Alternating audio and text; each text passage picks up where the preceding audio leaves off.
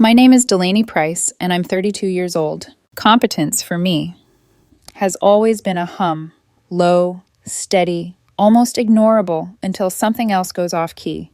The hum is the mortgage auto pay that never overdrafts, the utilities that switch hands without drama, the quarterly estimates filed so precisely the IRS would yawn. I built a life around that hum, so I assumed love would respect it. Quiet, considered, never careless with truth. Victor Keller, 29, likes truth best when it photographs well. We were at our favorite steakhouse when he put on what I call his boardroom face. The room was soft, mahogany booths, a varnished hush you could slice with the same knife you'd use on the ribeye.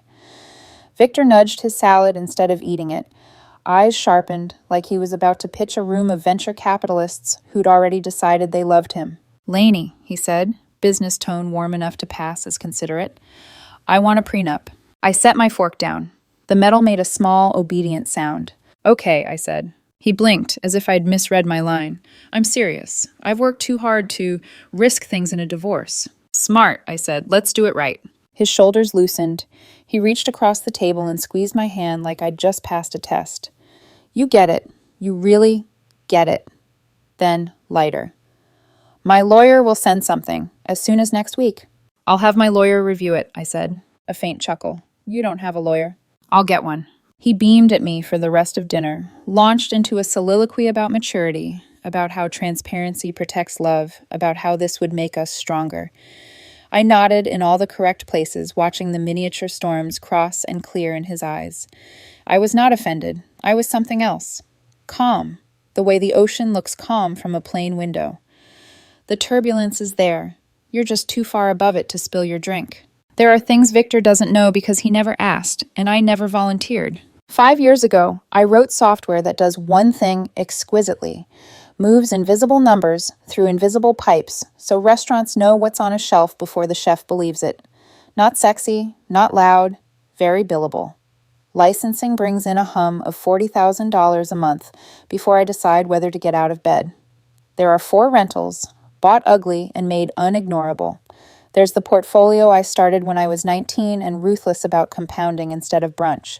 And there's an exit Victor thinks failed because I let him believe stories that don't require follow-up questions. I drive a 2014 sedan with a scuffed bumper. The watch on my wrist is quietly arrogant. You'd only know if you knew. The espresso machine at home is a museum piece that never shows off. Money makes people strange.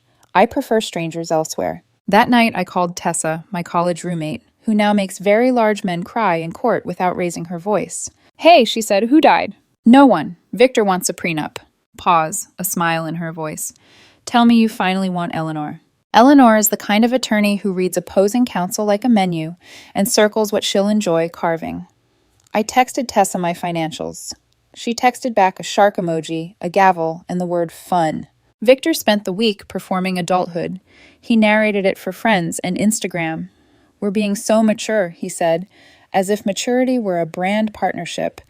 He told his mother Judith that I was supportive, practical, a team player. Judith called to congratulate me on not being threatened. "By what?" I asked. "Success," she said, like she was offering me a vitamin. On Thursday, Victor's lawyer, Mr. Garrett, sent over the first draft. If a document could wrinkle its nose at you, this one would. It protected what he brought in, which is a fair opening if fairness is the destination. But then it started doing push-ups. No alimony, sure. Gifts need written transfer, fine. I'd vacate the marital home within 30 days of filing, regardless of whose name is on the deed, excuse me. And the engagement ring boomeranged back to him if we dissolved. There was a clause about final say on financial decisions regarding hypothetical children that read like a costume for power. I forwarded it to Eleanor. She called me instead of texting. "He thinks you're the risk," she said, almost tenderly. "Let's give him what he's asking for, just with the actual law in the room." Eleanor's counter was simple enough to be elegant. What's mine is mine, what's his is his. What we build together we share, and full financial disclosure for both parties. No punishments, no traps, just light everywhere. "When do I send?" she asked. "Soon," I said, "not yet." Some evenings hum louder than others.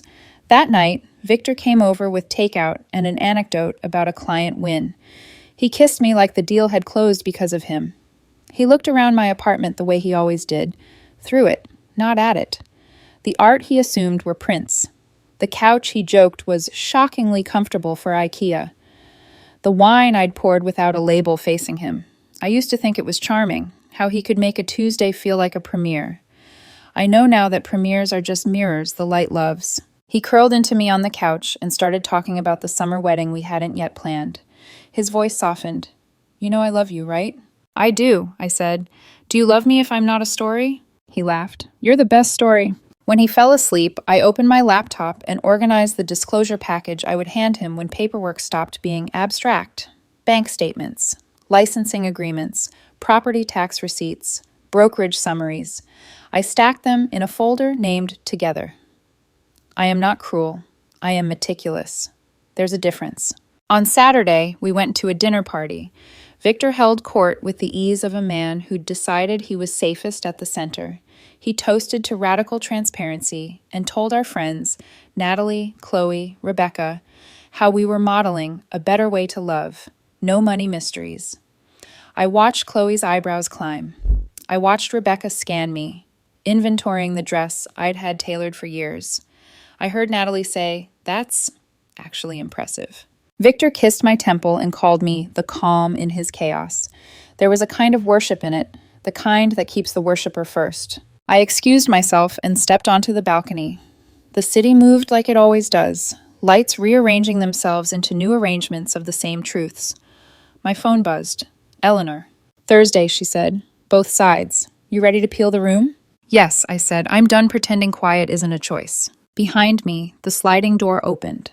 Victor's reflection joined mine in the glass, superimposed over the skyline like we were already a cautionary tale. "You okay?" he asked. "Perfect," I said, and for a moment I felt almost sorry for the man who would walk into a conference room believing the world was arranged to flatter him. The hum under my life didn't get louder that night. I just stopped turning the volume down. The conference room smelled like toner and false confidence. Victor arrived with his lawyer, Mr. Garrett. Silver hair, precise tie, the kind of man who'd say good girl to a spreadsheet.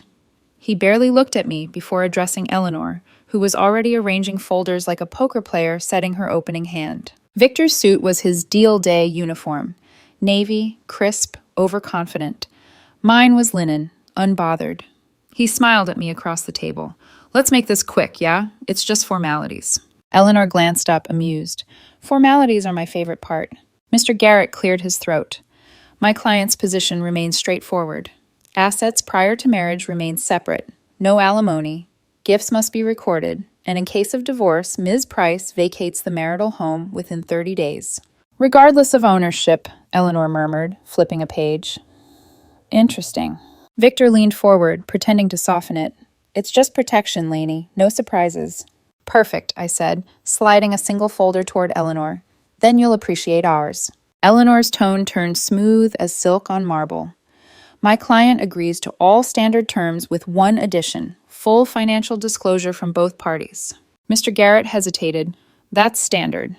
He produced Victor's papers first. Modest savings, small equity in his marketing firm, leased BMW, student loans, still whispering from the corner. Then Eleanor placed my folder beside his. Mr. Garrett flipped the first page, stopped, flipped again. Slower. The air changed. Victor noticed it instantly. "What's that?" "Your fiancé's disclosure," Mr. Garrett said carefully. Victor reached for the stack. Financial statements, licensing contracts, property deeds, tax filings. His expression flickered between confusion and disbelief. "This isn't real." "It's all verified," Eleanor said. "Filed, audited, and certified. We like our paperwork tidy." Victor's face drained of color. "Lainey, what is this?" "My assets," I said, "like you asked." He scanned again, lips moving as though the commas betrayed him.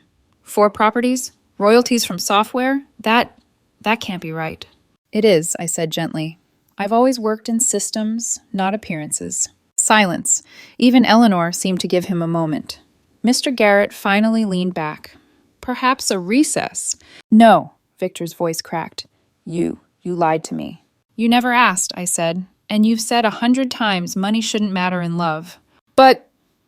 He gestured helplessly at the numbers. You let me believe I thought.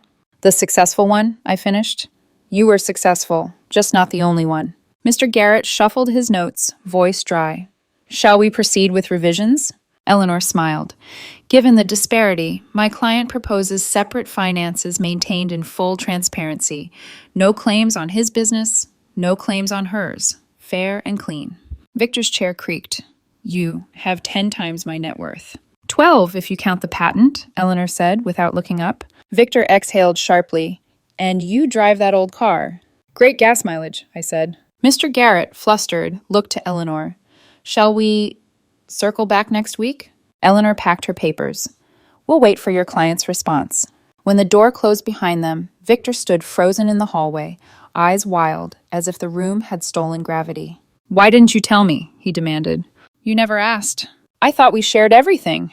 I let the words sit. We shared what mattered. He scoffed. That's insane. You hid this. You were hiding behind it, I said quietly. Behind the story where you're the generous one, the mentor, the prize. He looked like he wanted to shout, but a knock cut through the air. My phone buzzing with Judith's name. I answered. Hi, Judith. Her tone was brittle sugar. Delaney, what on earth did you do to Victor? Provided documentation, I said.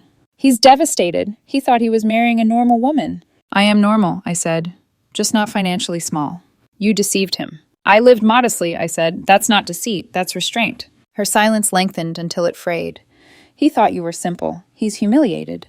I'm sorry he equated simplicity with worth. Judith's voice sharpened. You trapped him. That word made me smile, though it hurt. He proposed to me, remember? She hung up without saying goodbye. When I turned back, Victor was staring at the city through the glass wall. His reflection looked smaller somehow, almost transparent against the skyline. Everyone's going to think I'm some idiot, he muttered. Then don't tell them, I said softly. Let's just finish the paperwork, fairly. He turned.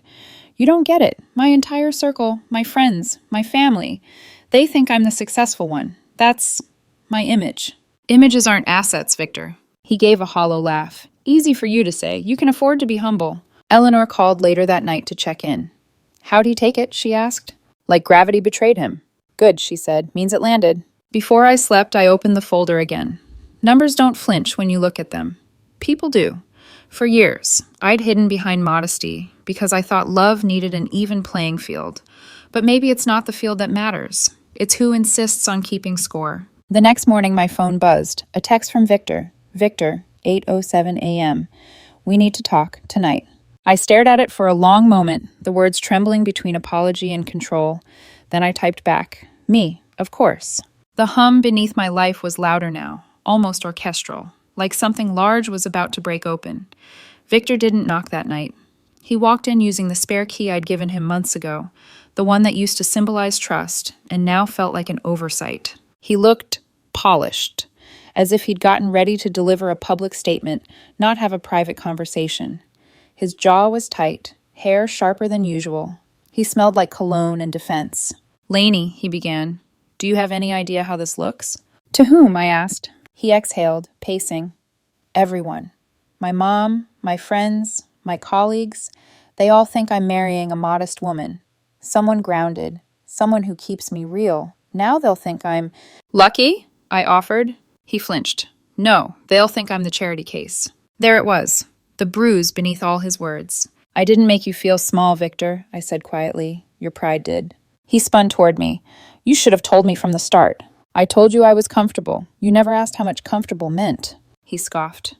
You hid it. You enjoyed watching me play mentor, didn't you? Sitting there while I explained investing to you like you'd never heard of a stock before. I enjoyed seeing you happy, I said. You needed to feel capable. I didn't know it depended on me pretending to be less. He stopped pacing and pointed at me. You made me a joke. No, I said. You made yourself a performance. He stared at me for a long second, then turned, muttering, I need air. 2 days later, he invited me to Natalie's apartment. Just to clear the air, he'd texted. When I arrived, 3 pairs of eyes followed me in unison. Natalie, Chloe, Rebecca, all perched on velvet chairs, like jurors waiting for testimony. Victor was already there, leaning against the kitchen island, arms crossed. His smile didn't reach his eyes. Natalie began. Delaney, we just want to understand what's going on. Chloe added, there are rumors about you lying. I looked at Victor. Rumors you started? He raised his hands. People talk. I just said I was blindsided. Rebecca scrolled on her phone. Your LinkedIn says consulting. No record of any major software sale. Not everything needs to be on LinkedIn, I said. Chloe smirked. Convenient. Victor crossed his arms tighter. They think you might be exaggerating, Lainey. Maybe trying to humiliate you, I finished. Because I disclosed what you asked me to disclose? Natalie tried to soothe. We just want honesty. If you faked those papers. Eleanor's voice replayed in my head. Always bring receipts. I pulled my phone from my purse and opened my banking app. Showed them the balances. Then the monthly deposits. Then the property tax portal from the city's website. The room went silent. Rebecca's jaw slackened. Holy! Chloe blinked, recalibrating. So it's real. Victor's face had gone completely still. I locked my phone and set it down gently. Now, what exactly is the intervention for? Natalie exhaled. We thought you were lying. But now I'm confused. Victor, she's loaded. I know, he muttered. Rebecca frowned. Then what's the problem? Victor's voice sharpened. The problem is, she made me look like an idiot for 3 years. I've been telling everyone I'm the successful one, the mentor, and he gestured at me. She just sat there letting you believe something you were desperate to believe, I said. Don't psychoanalyze me, Lainey. Chloe leaned forward. Wait, if she has that much money, why does she want to marry you? The question hung there, heavy and unkind. Victor blinked. What's that supposed to mean? Chloe shrugged. No offense, but she could have anyone. Models, execs, whoever she wants. Why you? The words landed like glass breaking. Natalie shot her a glare. Chloe! No, I want to hear it, Victor said, voice cracking. Why me? Because I loved you, I said simply. Because you were funny, generous, curious. Because you made ordinary days sound like music. He looked at me for a moment, then laughed, hollow. You pity-loved me. I respected you, I said, steady now. But you can't respect someone who needs to feel bigger just to breathe. His hand slammed the table so hard the glasses rattled. Everyone jumped. He froze, realizing the violence in the sound. I stood. I think we're done here. Lainey, wait, Natalie said softly. But I didn't. I walked out before he could decide whether to apologize or spin. That night, my phone pinged with a stream of messages. Victor, 11:14 p.m. You embarrassed me in front of everyone. Victor, 11:22 p.m. You turned them against me. Victor, 11:40 p.m. You think you're better than me now. I didn't reply. At midnight, another. Victor, 12:01 a.m. Come talk. Please, I need to explain. I stared at the text, the need to control disguised as a plea for understanding. Then, finally, the last one. Victor, 12:16 a.m. You ruined my image. That, I realized, was the truth he couldn't hide behind love. It wasn't me he wanted back. It was the reflection of himself he'd lost. I powered off my phone. The city outside kept humming, steady, constant, indifferent. When you stop performing quiet for someone else, you start hearing your own peace again. 3 days passed before I heard from him again. This time it wasn't a text. It was a knock. When I opened the door, Victor stood there holding coffee like a peace offering and guilt like a tailored suit. I shouldn't have yelled, he said, or whatever that was. Thank you, I said, neutral. He stepped inside without waiting for an invitation, scanning my apartment like it was new terrain. I've been thinking about the prenup. That makes one of us, I said. He winced. Can we just sit? We did. The silence between us wasn't the old, comfortable quiet. It was a courtroom pause before a verdict. He took a deep breath. I want to move forward with the wedding. Okay, I said carefully. But he hesitated, then pushed a folder toward me. With this. I opened it. The top page bore an unfamiliar heading. Non-disclosure agreement. I read in silence. Then again. Then looked up. You want me to sign an NDA about my own assets? It's not about ownership, he said quickly. It's about privacy. People talk. They'll twist things. I just think, for both of us, it's cleaner if no one knows about the money. No one? Not my family, not yours, not our friends. We keep it simple. Your version of the prenup stays, we protect each other, and nobody's ego gets bruised. I studied him. You mean your ego? That's not fair. It's accurate. He exhaled, frustration starting to boil. Lainey, please. You don't understand what it's like for me. I've built this reputation. Clients, investors, my mom, all of them see me as this self-made guy. If they find out my fiancé is worth millions, what does that make me? Still self-made, I said. Still you. He shook his head. No, it makes me the guy who married up. The lucky one. The story changes. The story changes, I repeated quietly, because it was built on a lie. His voice broke a little. Do you have any idea what it's like to watch everyone recalibrate around you? I'd go from respected to pitied overnight. And you'd rather I shrink to keep you comfortable? He looked away. It's just an agreement. One signature. You'd still have everything. You'd just keep it quiet. Forever? He hesitated.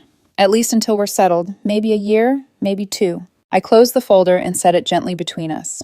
You're asking me to live a lie so you can feel tall. He opened his mouth, closed it, and finally whispered, You're twisting this. No, I said, I'm clarifying it. For a long time, neither of us spoke. The sound of traffic outside felt louder than it should have. Finally, I stood. Tell your lawyer to send the revision to mine. She'll know what to do. His face flickered with hope. So you'll sign? She'll send my answer. Eleanor called me the next morning. I didn't need to explain. She'd already received the document. An NDA, she said, almost laughing. He really tried to make you sign a legal muzzle to protect his brand. He said it was about privacy, I said. Privacy doesn't require fiction, she replied. Fraud does. She paused. How do you want to handle this? Tell Mr. Garrett no deal. Full transparency or no wedding. I'll draft it exactly that way, she said, in one sentence. That evening, Eleanor called again, voice sharper this time. You'll like this. Mr. Garrett just resigned from representing him. What? He told me he won't participate in creating documents that would hide material assets.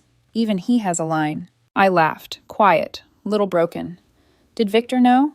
Not yet, she said, but he will by morning.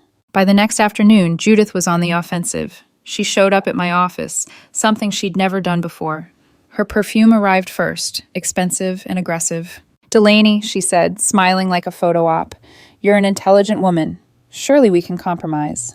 About honesty? I asked. About perception, she corrected. If you love Victor, you'll understand. He just needs time to adjust. Maybe a year where things appear as they were. He'll come around. Appearances are your family's love language, aren't they? Her smile tightened.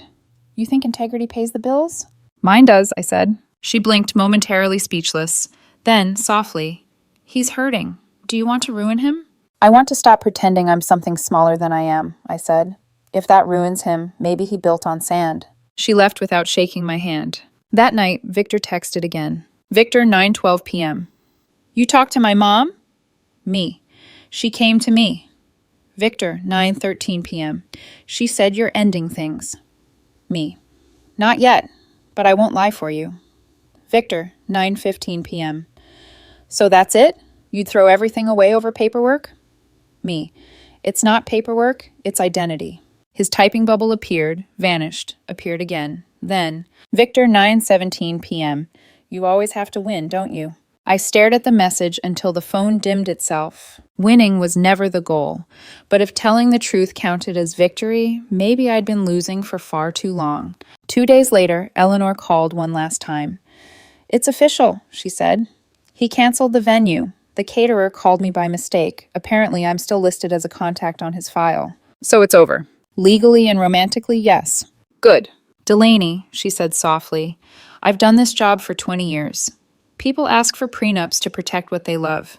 He asked for an NDA to protect what he pretends to be. You made the right call. When I hung up, the quiet in my apartment felt different. Spacious, like air after a storm. The wedding wasn't off yet on paper, but I already knew. I couldn't marry someone who loved his reflection more than he loved me. The cancellation came in a single email. Subject, next steps. No greeting, no apology, just logistics. Deposits, vendor notices, a refund schedule. The tone was so professional it could have been a quarterly report. I read it twice, then archived it. There's a point when even heartbreak loses urgency. It just sits there, flat and quiet, like a file you don't need to open anymore. A week later, I got a call from Eleanor. He's escalating, she said. How? Public narrative, telling people you deceived him. About your money. I almost laughed. That I'm secretly rich? Apparently, he's framing it as emotional manipulation. Says you humiliated him. That's accurate, I said dryly. Just not in the way he means. 3 days later, Victor showed up at my office. No appointment. No warning. The receptionist's voice buzzed through the intercom. There's a Mr. Keller here. He's insistent. I told her to send him up. When the elevator doors opened, he stepped out and froze. He'd never been here before, never seen the skyline view, the wall of clients' logos, the quiet glass that separates confidence from noise. "This is your office?" he asked. "Yes." "For how long?" "3 years before we met." He blinked. "You told me you worked remotely." "I do, from here." He walked to the window, stared at the city. "I didn't think you could afford something like this." "That's the thing about thinking," I said. "It works best when you ask questions first." He turned to face me. The anger was gone now, replaced by something softer and sadder. "I really never knew you, did I?" "You knew me," I said. "You just didn't know my balance sheet. That's part of you. It's not the part that loved you." He ran a hand through his hair. "It changes everything, though. Every dinner, every argument about bills, every time you let me pay. I didn't let you. You insisted? Because I thought I was supposed to. Because you needed to feel above me." He dropped into the chair across from my desk, shoulders slumped. "You make it sound like I'm shallow." "I think you're scared," I said. "You built your worth around being the provider, the successful one. And when that story cracked, you didn't know who you were without it." He looked up at me, eyes glossy, but steady. "You really think I don't love you?" "I think you love the version of yourself that exists when I'm smaller." He winced. "That's cruel." "No," I said gently. "It's honest." For a long moment, we just sat there, the silence folding between us, like a curtain closing on a play that had gone on too long. Finally, he stood. "So that's it? 3 years? Just gone?" "You ended it when you decided your image mattered more than our truth." He nodded once, almost grateful for the clarity, then reached into his pocket and set the engagement ring on my desk. It caught the light briefly, a small flash, a last applause. "Goodbye, Lainey." "Goodbye, Victor." In the weeks that followed, the fallout spread like a rumor wearing perfume. Some people believed his version, that I'd tricked him, played some elaborate long game of financial ambush. Most didn't. The story was too absurd. The villainy of being rich quietly didn't sell well outside his echo chamber. Judith stopped calling. Natalie sent a text that read simply, "I get it now. I'm sorry." Rebecca unfollowed me. Chloe posted a quote about fake humility and tagged no one but meant everyone. Victor tried to date again. I heard about it from a mutual acquaintance. The woman, a teacher named Claire, seemed nice. He accused her, within a month, of hiding something. Turns out she was just behind on rent. He left anyway. Meanwhile, his firm started losing clients. Nothing dramatic, just a slow leak. The same investors who once called him visionary began saying words like fragile and defensive. Perception, it seemed, was a fickle god. 6 months later, Eleanor invited me to lunch. "You look lighter," she said. "I am." "Dating anyone?" "Yes," I said, smiling. "A surgeon. His name's Ryan." "Does he know? About the money?" "Everything." She raised an eyebrow. "And his reaction?"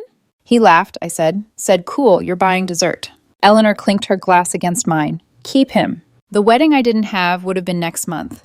Instead, Ryan and I are planning something smaller, a quiet ceremony on a cliff near Carmel. Simple vows, no spectacle. We're signing a prenup, too, a fair one. When Eleanor drafted it, she asked, "Want me to make it ironclad?" "Just honest," I said. "Because that's all I ever wanted."